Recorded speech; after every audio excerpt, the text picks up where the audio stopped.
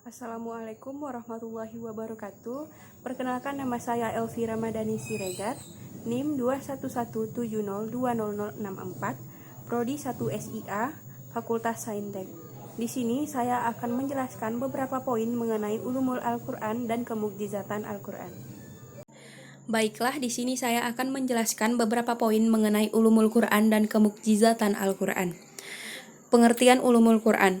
Ulumul Quran merupakan ungkapan kata yang berasal dari bahasa Arab, terdiri dari dua kata yakni ulum dan Al-Quran. Kata ulum adalah bentuk jamak dari kata ilm yang berarti ilmu-ilmu, sedangkan Al-Quran adalah kalam Allah yang diturunkan kepada Nabi Muhammad SAW sebagai pedoman hidup manusia. Bagi yang membacanya merupakan suatu ibadah dan mendapatkan pahala. Ruang lingkup ulumul Quran. Ulumul Quran mempunyai ruang lingkup pembahasan yang amat luas, meliputi semua ilmu yang ada hubungannya dengan Al-Quran, baik berupa ilmu-ilmu agama seperti ilmu tafsir maupun ilmu-ilmu bahasa Arab seperti ilmu balaghah dan ilmu i'rab Al-Quran. Kajian ulumul Quran ini demikian luasnya sehingga sebagian ulama menganggapnya tak terbatas. Muhammad Hasbi Asy-Syidiki yang berpendapat bahwa ruang lingkup pembahasan ulumul Quran terdiri dari 6 hal pokok berikut. 1. Persoalan turunnya Al-Quran, yaitu nuzul Al-Quran. 2. Persoalan sanad, yaitu rangkaian para periwayat. 3. Persoalan qiraat, yaitu cara pembacaan Al-Quran. 4. Persoalan kata-kata Al-Quran. 5. Persoalan makna-makna Al-Quran yang berkaitan dengan hukum. Dan yang terakhir, 6. Persoalan makna-makna Al-Quran yang berpautan dengan kata-kata Al-Quran. Sejarah pertumbuhan dan perkembangan ulumul Quran. Ulumul Quran pada masa Rasulullah SAW. Embrio awal ulumul Quran pada masa ini berupa penafsiran ayat Al-Quran langsung dari Allah Subhanahu wa Ta'ala kepada para sahabat. Begitu pula dengan antusias para sahabat dalam bertanya tentang makna suatu ayat, menghafalkan dan mempelajari hukum-hukumnya. Rasulullah SAW menafsirkan kepada sahabat beberapa ayat. Antusiasme sahabat dalam menghafal dan mempelajari Al-Quran, larangan Rasulullah SAW untuk menulis selain Al-Quran sebagai upaya menjaga kemurnian Al-Quran. Ulumul Quran pada masa Khalifah. Pada masa Khalifah, tahapan perkembangan awal atau embrio ulumul Quran mulai berkembang pesat, di antaranya dengan kebijakan-kebijakan para khalifah sebagaimana berikut. Khalifah Abu Bakar dengan kebijakan pengumpulan atau penulisan Al-Quran yang pertama yang diprakarsai oleh Umar bin Khattab dan dipegang oleh Zaid bin Thabit. Yang kedua, Khalifah Utsman radhiyallahu anhu dengan kebijakan menyatukan kaum muslimin pada satu mushaf, dan hal itu pun terlaksana. Mushaf itu disebut mushaf imam. Salinan-salinan mushaf ini juga dikirimkan ke beberapa provinsi. Penulisan mushaf tersebut dinamakan Ar-13 Rosmul Utsmani, yaitu dinisbahkan kepada Utsman, dan ini dianggap sebagai permulaan dari ilmu rasmil Quran. Yang ketiga, kekhalifahan Ali radhiyallahu anhu dengan kebijakan pemerintahannya kepada Abu Aswad ad-Du'ali meletakkan kaidah-kaidah nahwu, cara pengucapan yang tepat dan baku, dan memberikan ketentuan harokat pada Quran. Ini juga disebut sebagai permulaan ilmu i'rabil Quran. Ulumul Quran masa sahabat dan tabi'in. Peranan sahabat dalam penafsiran Al-Quran dan tokoh-tokohnya. Para musafir yang termasyhur dari para sahabat adalah 4 orang khalifah, yaitu Abu Bakar, Umar, Utsman, dan Ali, Ibnu Mas'ud, Ibnu Abbas, Ubay bin Ka'ab, Zaid bin Thabit, Abu Musa al-Asy'ari, dan Abdullah bin Zubair. Peranan tabi'in dalam penafsiran Al-Quran dan tokoh-tokohnya yang terkenal di antara mereka masing-masing sebagai berikut. Murid Ibnu Abbas di Mekah yang terkenal ialah Sa'id bin Ubair, Mujahid, Ikrimah bekas sahaya atau Maula Ibnu Abbas, Taus bin Kisan al-Yamani, dan Ata bin Abu Robah. Yang kedua, murid Ubay bin Ka'ab di Madinah, Zaid bin Aslam, Abul Aliyah, dan Muhammad bin Ka'ab al-Qurazi. Yang ketiga, Abdullah bin Mas'ud di Irak yang terkenal, Alqamah bin Qais, Masruq al-Aswad bin Yazid, Amir asy-Syabi, Hasan al-Basri, dan Qatadah bin Di'amah as-Saduh. Sejarah singkat ulumul Quran sebelum masa kodifikasi. Pada masa Rasulullah Shallallahu Alaihi Wasallam dan para sahabat, ulumul Quran belum dikenal sebagai suatu disiplin ilmu yang berdiri sendiri dan tertulis. Para sahabat yang merupakan orang-orang asli Arab pada masa itu dapat merasakan struktur bahasa Arab yang tinggi dan memahami apa yang diturunkan kepada Rasul. Apabila mereka menemukan kesulitan dalam memahami ayat-ayat tertentu, maka mereka menanyakan langsung kepada Rasulullah Shallallahu Alaihi Wasallam. Permulaan masa kodifikasi. Wilayah Islam pada era Khalifah Utsman bin Affan semakin bertambah luas sehingga terjadi perbauran antara masyarakat Arab dan bangsa-bangsa yang tidak mengetahui bahasa Arab atau Ajam. Keadaan demikian menimbulkan kekhawatiran sebagian dari sahabat akan tercemarnya keistimewaan bahasa Arab.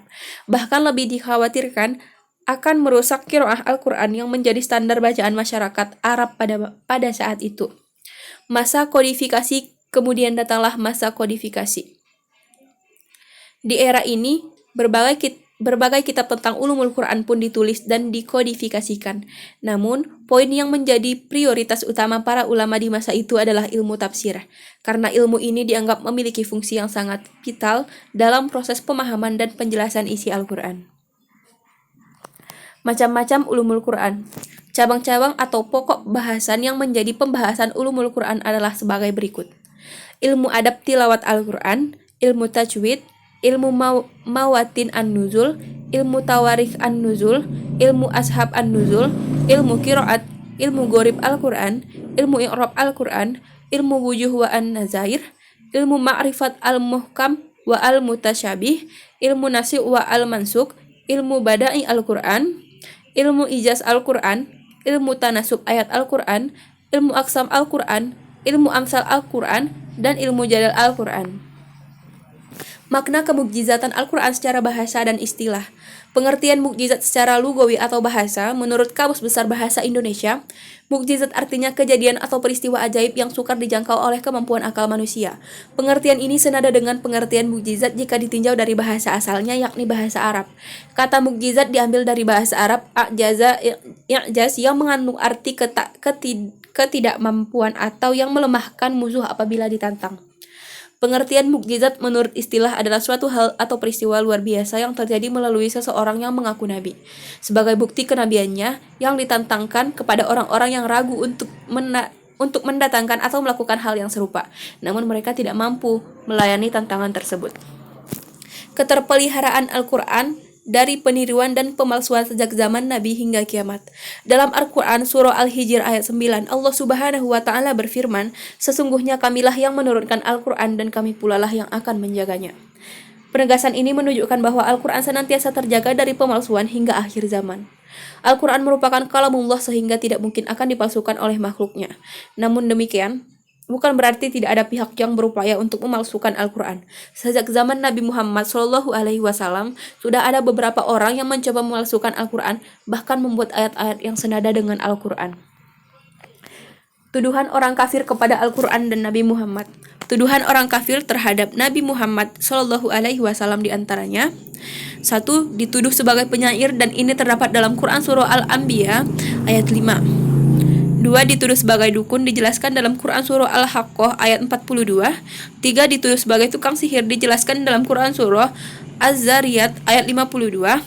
4. Dituduh sebagai orang gila, dijelaskan dalam Quran surah Al-Hijr ayat 6. Dan yang terakhir, yang kelima, dituduh bahwa Al-Quran diajarkan orang Nasrani, dijelaskan dalam Quran surah An-Nahl ayat 103. Aspek-aspek kemukjizatan Al-Quran dari berbagai segi. Pertama, aspek as-sarfah atau pemalingan.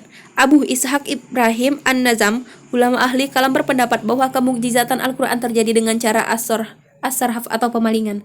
Menurut An-Nazam, maksud dari as-sarhaf adalah Allah memalingkan perhatian orang-orang Arab dari menandingi Al-Quran, padahal sebenarnya mereka mampu untuk menandinginya. Disinilah letak kemukjizatan Al-Quran menurut An-Nazam. Senada dengan hal itu, Al-Murtada dari aliran Syiah berpendapat bahwa Allah telah mencabut dari mereka ilmu-ilmu yang diperlukan untuk menghadapi Al-Quran agar mereka tidak mampu membuat yang seperti Al-Quran.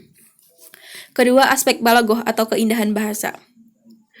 Qadi Abu Bakar Muhammad Ibnu Thayyib Al-Baqolani dalam kitabnya Ijazul Quran dan At-Takrib wal Irsyad berpandangan bahwa bahasa Arab yang digunakan dalam Al-Quran dipandang sebagai bahasa yang istimewa, baik dari segi gaya bahasanya, susunan kata-katanya, maupun ketelitian redaksi yang digunakannya. Keindahan bahasa Al-Quran jauh melebihi keindahan bahasa yang disusun oleh para sastrawan Arab. Ketiga, aspek kandungan isinya. Perihal aspek kandungan isi Al-Quran secara garis besar dapat dibagi menjadi dua bagian, yaitu berita tentang hal-hal yang gaib dan isyarat-isyarat ilmiah. Perihal berita gaib, isi kandungan Al-Quran banyak menginformasikan tentang berita gaib yang terjadi sebelumnya, yaitu berita tentang orang-orang terdahulu, juga berita gaib yang akan terjadi atau sesudah turunnya wahyu. Adapun perihal isyarat-isyarat ilmiah, isi kandungan Al-Quran banyak menginformasikan tentang permasalahan ilmiah yang mungkin hanya diketahui oleh para ilmuwan. Keempat, aspek kesempurnaan syariatnya.